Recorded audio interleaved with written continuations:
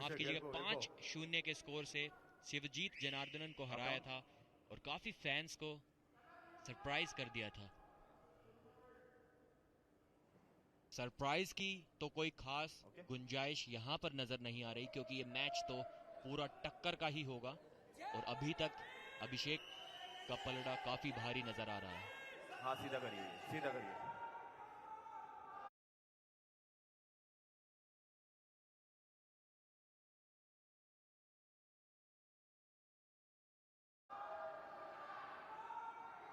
Pressure जारी रख सकें। कल हमने ऐसा ही कुछ देखा था, अभिषेक जोगिंदर ने जब त्रिदीप को हराया था 3-0 से और 2 बोनस अंक भी पाए थे। रेफरी ने स्ट्रैप लगा दिया है, बराबर टाइट है स्ट्रैप। हाथ की लंबाई बराबर करने के लिए एल्बो थोड़ा सा पीछे पुश करनी पड़ी अभिषेक को। एक बार फिर से टॉप रोल वर्सेस प्रेस की टेक्निक देखने को मिलेगी। धीरज शायद आसानी से अभिषेक की कलाई को पीछे मोड़ दे और शायद अभिषेक कोशिश भी ना करें अपनी कलाई को बचाने की, क्योंकि बहुत कंफर्टेबली खेलते हैं उस पोजीशन में वो। जी हाँ, कोशिश नहीं की कलाई को बचाने की, क्योंकि कॉन्फिडेंस बहुत हाई है। मैच को अटका दिया है, काफी मुश्किलों का सामना। जी हाँ, कॉन्फिडेंस देखिए अभिषेक का यहाँ पर, बहुत रिलैक्स है, कोई जल्दबाजी उनको नहीं है इस मैच को जीतने की। धीरज को थकाना चाहेंगे। धीरज साइड प्रेशर लगाने की कोशिश कर रहे हैं, लेकिन एंगल ब्लॉक्ड है और अभिषेक जीत से कुछ ही सेकंड दूर नजर आ रहे हैं। धीरज के चेहरे पर आप देख सकते हैं वो थकान साफ साफ नजर आ रही है। कितनी देर रोक कर रख पाएंगे? जी हाँ, ज्यादा देर नहीं और जीत लिया है ये मैच। दूसरा राउंड अभिषेक प्रकाश ने शुरुआत दी है अपनी टीम को 2-0 से।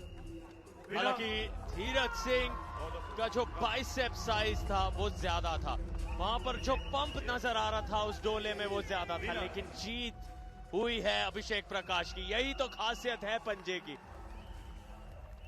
अपने तकनीक से, अपने अनुभव से अभिषेक ने मारी है बाजी।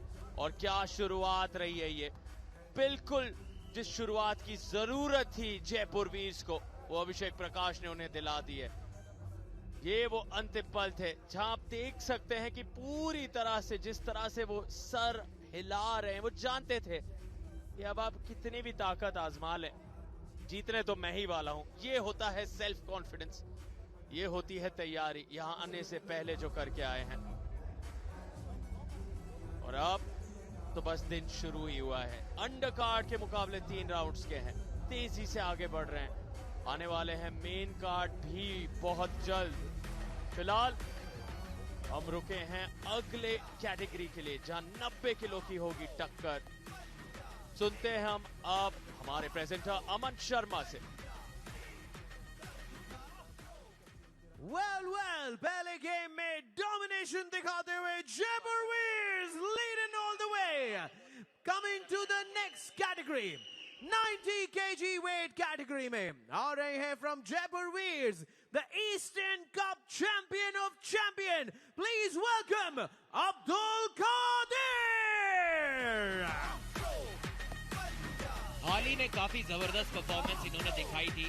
इसी साल 90 किलोग्राम वर्ग में गोल्ड मेडल जीत कर आए हैं ये खिलाड़ी।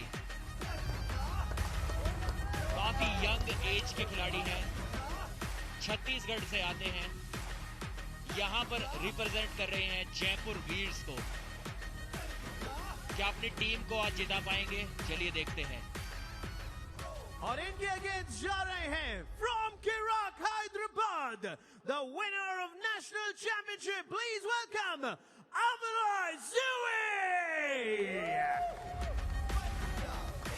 और अब ये कितना ज्यादा जरूरी हो जाता है ज़ुई के लिए, क्योंकि किराक हैदराबाद अपना पहला मुकाबला हारे हैं। उनके लिए ये करो या मरो जैसी स्थिति बन रही है, इसीलिए जिम्मेदारी दुगनी हो जाती है एवली ज़ुई के ऊपर इस 90 किलो की टक्कर में।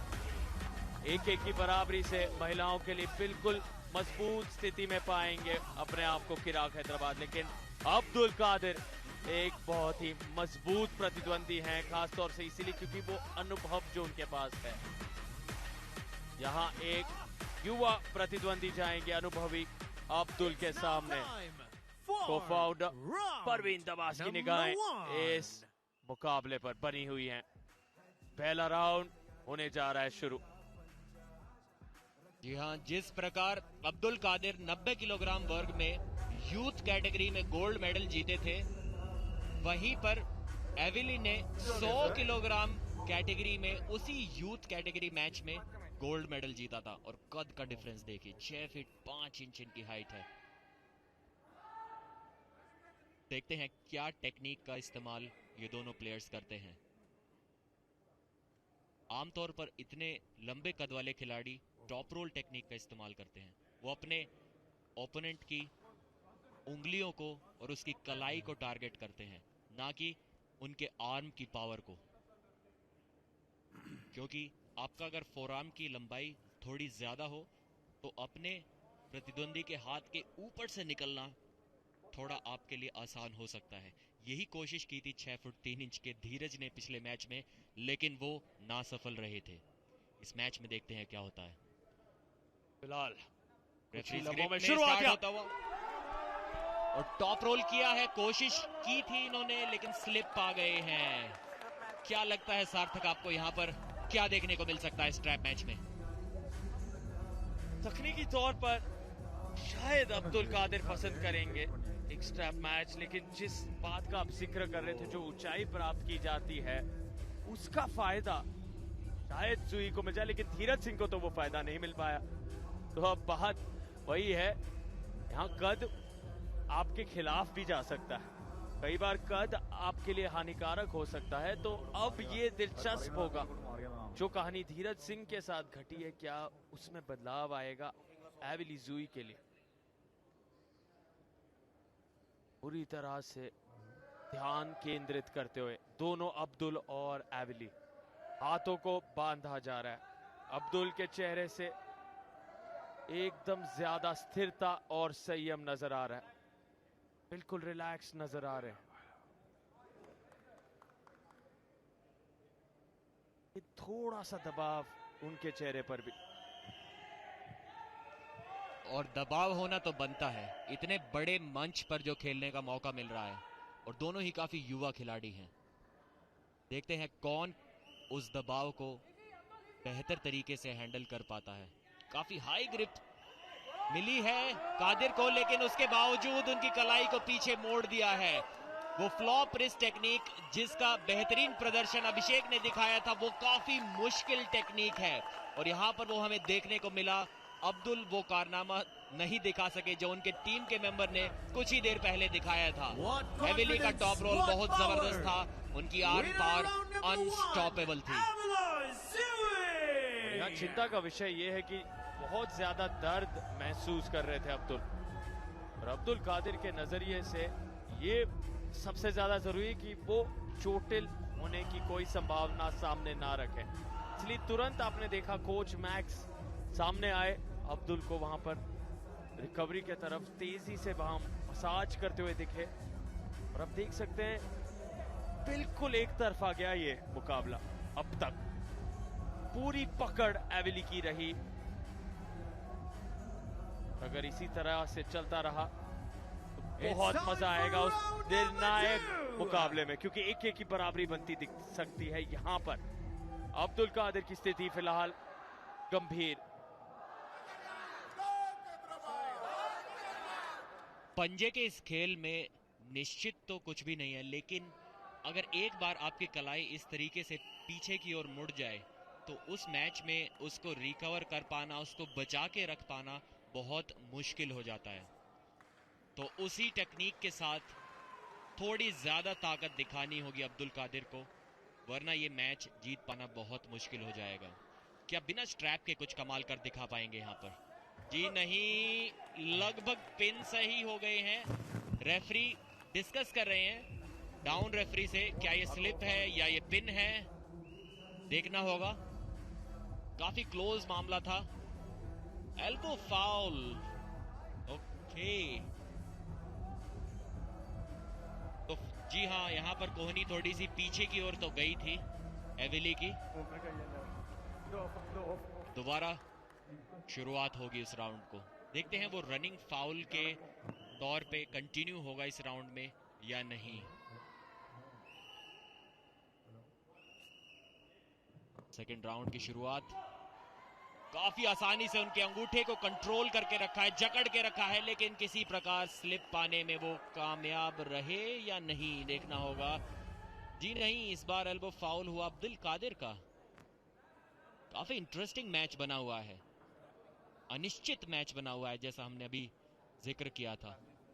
जी हाँ, अनिश्चितताओं का ये खेल है और हर पहलू पर नजर बनी हुई है सभी की। यहाँ पर आप देख रहे हैं हर तरह से अंकों को, वहां पर हर स्टैट को, हर आंकड़े को देखा जा रहा है।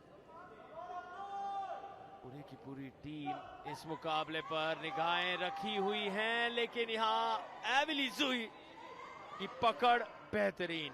फिर से कोई मौका नहीं, और ऐसे लगा अब्दुल कादिर ने अंत में मजबूर किया खुद को कि हाथ वहां से फिसल जाए ताकि वो बच के निकल पाए। जी हाँ, इस बार 2 फाउल और हो गए अब्दुल कादिर के, और उसी कारण 3 फाउल के कारण वो इस राउंड को भी हार गए हैं। इस मैच के विजेता रहे 2-0 से एविली। What a comeback by Kirak Hyderabad! Replay में यहाँ पर देखते हैं किस प्रकार Back in the game. लगभग स्लिप पा ही ली थी, लेकिन नहीं, एल्बो फाउल हो गया था उससे पहले उनका। जी हाँ, इस प्रकार उस टॉप रोल की टेक्निक से इस दूसरे राउंड को भी जीत लिया है। और किराक हैदराबाद के डगआउट को हम यहाँ से देख पा रहे हैं, एक राहत की सांस लेते हुए सभी, क्योंकि पहला मुकाबला बिल्कुल एक तरफा रहा था लगभग। धीरज सिंह अभी भी दर्द महसूस कर रहे हैं, हम उन्हें देख पा रहे हैं। एविली जुई ने जो कारनामा कर दिखाया, उसके बाद वो तुरंत धीरज के पास गए, जो यहाँ झलक मिली। धीरज से कहा संभाल लिया है मैंने फिलहाल, और सुनते हैं आप अमन से। Well, Kirak Hyderabad is happy again, back in the game. Pehla round Jaipur Veers, now Kirak Hyderabad. Let's see final kahan jata hai. We have the 55 kg women's category, and aa rahi hai 2 times gold medalist in district and 1 time